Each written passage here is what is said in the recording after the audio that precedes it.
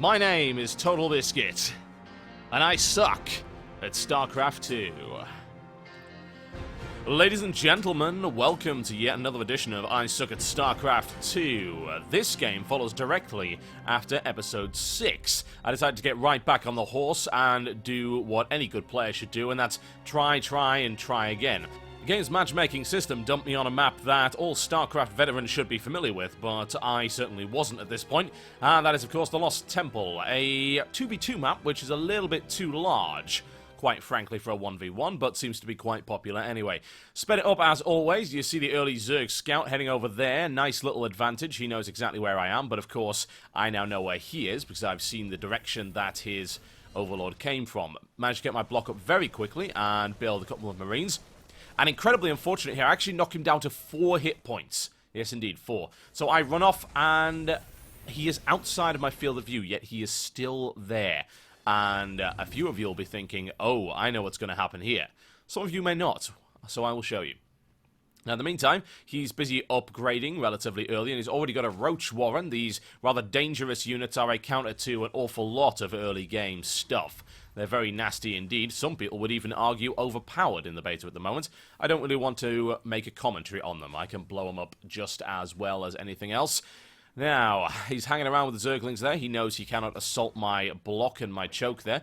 And he's building a Nidus network. Now, what is this? For those of you who don't know, a Nidus network allows you to construct what's called a Nidus worm. You can deploy it anywhere within your line of sight, and you can tunnel units through it. So it's like some kind of teleporter. The Nidus worm can be destroyed while it is forming, and also after it has been deployed. It also spreads the creep, which allows you to build, well, wherever you want. Here's the problem. You saw that right there, the Nidus worm is built, but you just saw where the Overlord is. The Overlord is hanging around, and of course has line of sight on an area of my base, whereas I cannot see the Overlord.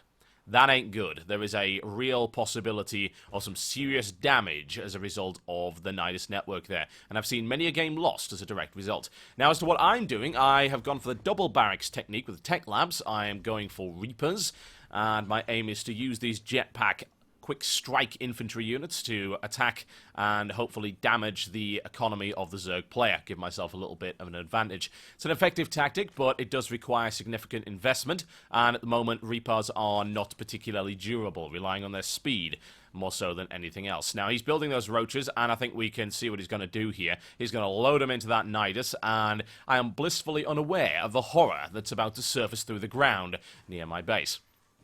So in the meantime, I decided to go with my Reaper harassment strategy and started moving in. Now, I know exactly where he is right now, thankfully, so I can hop right on over there, jump over the cliff, and in we go. He can't see me from there, flanking around the side, and I'm going for his drones in the back. Now, I should be able to do a bit of damage here, and normally this is very effective.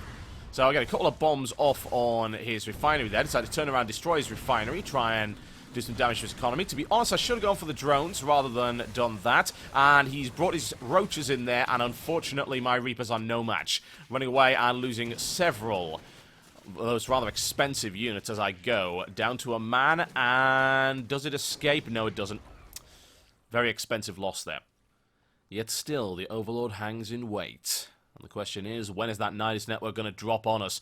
Now, having lost a good chunk of units there, I was holding back a little bit. And you can see there's his view. He's got view just on the edge there, and he can't see the rest of my base from there. But if you look at my view, I can't see the Overlord either. Absolutely nothing. I am blissfully unaware that that is even there. No doubt the Nidus will be dropping very shortly indeed. He's loading up his roaches into it. That's a lot of roaches, ladies and gentlemen. That could be very messy indeed. Still no Nidus. He's holding back, just waiting. He knows that I'm just hanging around on the other side of my base. Very well defended on the western side, and not expecting an attack from the rear.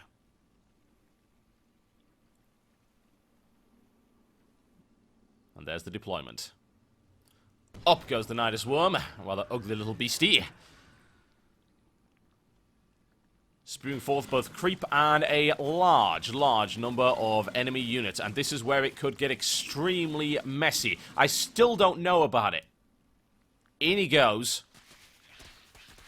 That's massive damage there to my economy, destroying those SCVs in short order. Now, I was building Marines and Marauders. This is a good, solid counter to Roaches. Those Marauders can slow them down, and because they are armored, do a massive amount of damage. So I'm able to separate them, eliminate the Roaches one by one. I take off my command center there to prevent any future damage, and the Marines deal with the Zerglings in short order. I've lost a lot of SCVs, but that doesn't mean that I'm down and out just yet.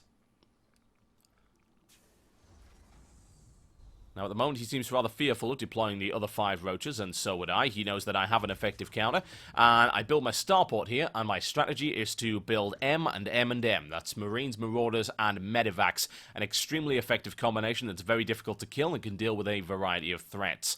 I know he's got Roaches, which means I need more Marauders and plenty of Medivac support to deal with it. I spotted the Nidus Worm finally. I decided, right, that's quite enough of that. And down it goes before it can deploy anything. Now, that Overlord is still there. I am now aware of it. You can see I moved in to try. I just couldn't get in range. However, now I've got a starport, I will have something I can use against it.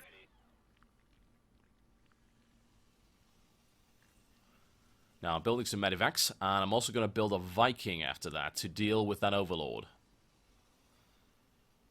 I did build a factory, but to be honest, I didn't really have any use for the units inside it as of yet. You can see what he's got right now. He's got Roaches, he's got Zerglings. Nothing else at the moment, and ergo, I should be able to beat that with M&M, especially with Medivac support. An alternative being I could have also picked up those units and dropped them on the other side of his base. He wouldn't have known the difference.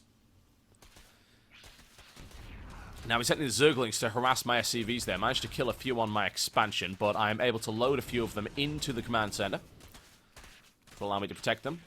Delay them with a Marine as I send my force down the ramp in order to eliminate those Zerglings. So minimal damage done there. And what you will notice is that he still has not expanded. This is a mistake on my opponent's part. I now have the economic advantage even after suffering, indeed not 1 but 2 harassment attempts. Second Medivac out there, and the Viking is building. Now, he's got a Hydralisk Den, so he's going for those later game units, hoping to support. I would imagine that he has seen my aircraft, and he's looking for something that's got some anti-air capability. His Roaches and his Zerglings certainly do not have those. I'm finally deciding to try and shoot it down. Unfortunately, I do not have the missile upgrade, which means I'm slightly out of range. However, my Viking will not have such issues.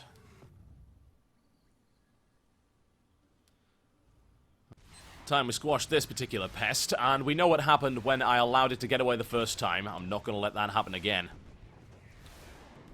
Down goes his Overlord, and the possibility of a Nidus Worm attack again has been successfully eliminated.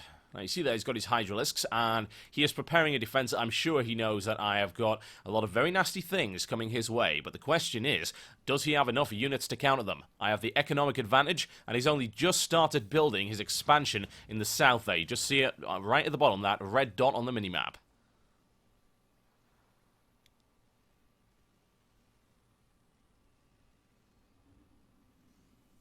To be fair, I could have probably gone in now, but for the time being, hang around and make sure we've got a good enough force to go in. 27 Marines there, as well as a big fistful of Marauders, some Medivac support. Now, I'm finally moving in there, using those towers to scout around, see if we miss anything. No, nothing in range at the moment. And I managed to catch his Queen as it's going for the expansion. No extra larvae for you, mister. Time for the reckoning, ladies and gentlemen. I've got a good mixed force here, and he is sorely lacking in the economy department. Sending his Hydralisks there, but the Marines massed fire, focusing fire, down Hydralisks go very quickly indeed, taking a few casualties on my end, but at the end of the day, I outnumber those Hydralisks at least 3-1. In come the Roaches, but the Marauders will make short work of them. Down goes the Nidus, down goes his force, and ladies and gentlemen, my first ever placement win. Seems like such a long time ago now. Question is, what did my opponent do wrong? Well, his economy, quite frankly, was stagnating in comparison to mine. You can see my economy vastly superior there. I had a good mix, and he relied on this all-in strategy at the start of the game, the Nidus attack.